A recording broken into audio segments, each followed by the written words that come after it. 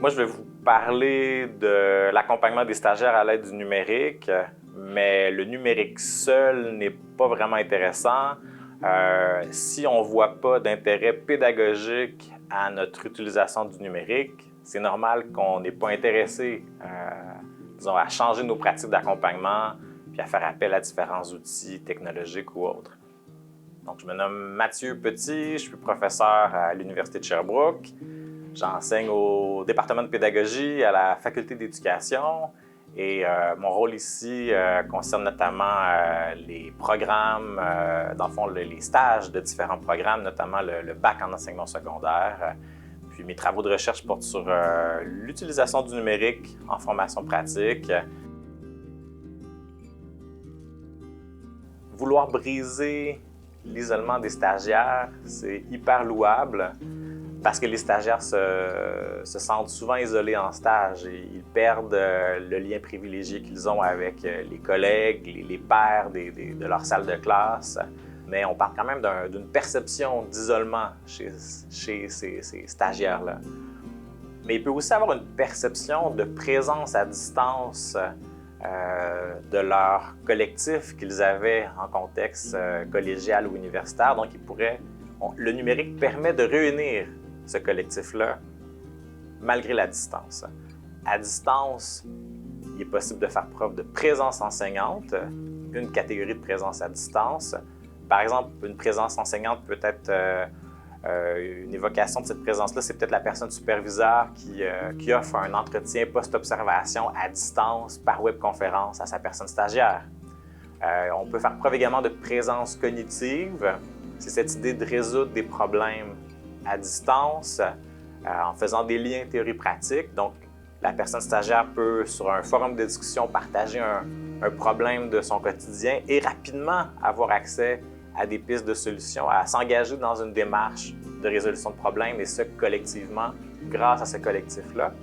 La dernière catégorie de présence que j'évoquerais, c'est cette présence, une présence dite sociale, dans l'idée de réunir justement ce collectif bienveillant avec des gens en qui on va avoir confiance pour échanger, pour discuter, des gens qui vont nous connaître.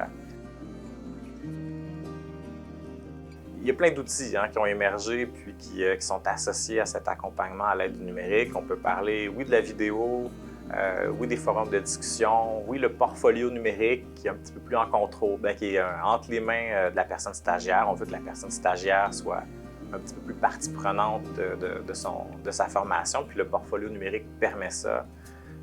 Donc, il y a vraiment plusieurs outils qui ont émergé et puis qui ont leur place même dans une supervision de stage classique.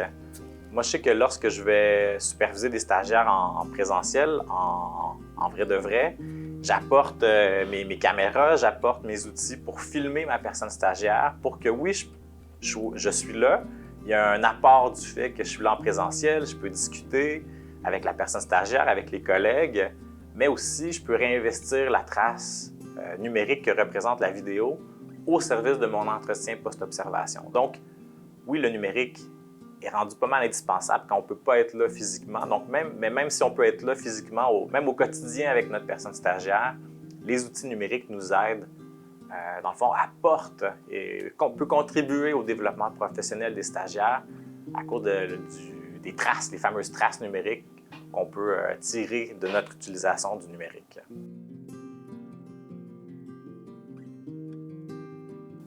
Il existe autant de façons d'utiliser la vidéo en stage qu'il existe de caméras, je crois, ou d'outils pour filmer. Le plus simple, c'est assurément la caméra ou les caméras qu'on a sur nos téléphones intelligents. La plupart des stagiaires vont en avoir un. Moi, la plupart de mes stagiaires utilisent leur téléphone pour se filmer en stage et ensuite partager leurs vidéos avec leur personne superviseur et avec leurs stagiaires. Mais il faut savoir aussi qu'il y a quand même d'autres types de caméras qui peuvent avoir un apport pédagogique intéressant. Il y a des caméras 360 degrés qui permettent de capter tout l'environnement d'un contexte de stage. Il y a des caméras qui se contrôlent à distance. Il y a des caméras munies de capteurs qui permettent de suivre la personne stagiaire dans ses déplacements. Donc, plusieurs types de caméras. Mais il y a peut-être deux grandes catégories là, de choix pour les captations vidéo. Est-ce qu'on veut une captation vidéo qu'on écoute comme personne superviseur en direct, donc en synchrone, ou une captation que la personne stagiaire fait de manière indépendante et après qu'on va visionner a posteriori, donc en asynchrone. Donc, quand on est en synchrone, on peut très bien miser sur une webconférence avec un portable qui permet de voir l'action de la personne stagiaire. On est un petit peu plus près de ce qu'on fait en présentiel. Donc, un superviseur habitué à travailler sur le terrain, à observer sa personne stagiaire, pourrait peut-être sortir du contexte, être dans une autre pièce ou peut-être même chez lui et regarder la personne stagiaire en direct, en synchrone à partir de son écran d'ordinateur. Mais aussi, c'est peut-être plus simple de faire une captation sans la personne superviseur, que la personne superviseur écoute a posteriori. Donc là, il y a tout l'enjeu après coup de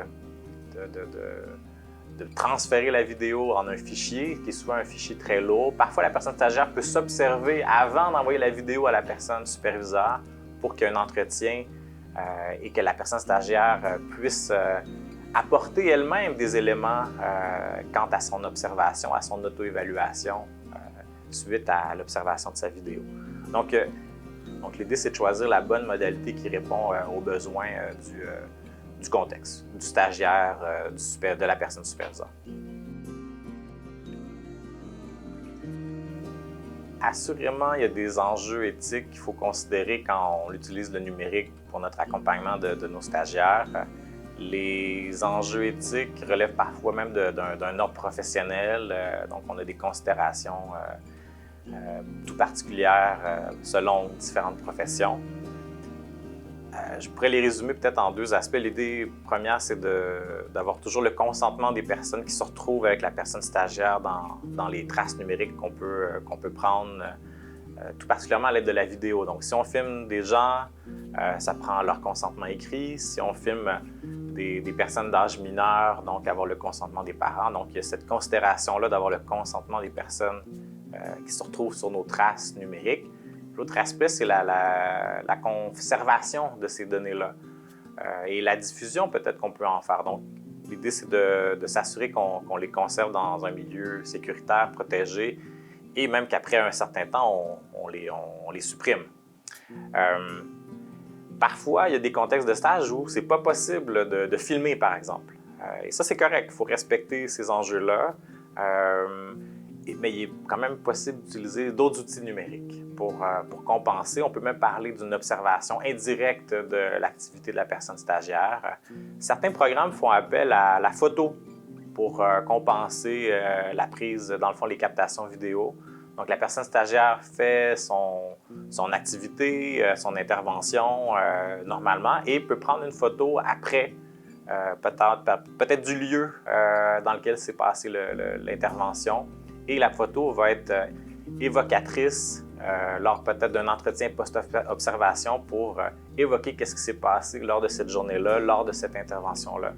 Ça peut être aussi l'idée de très rapidement, après l'intervention, que la personne stagiaire aille sur un blog ou un forum de discussion pour faire une réflexion dans l'action.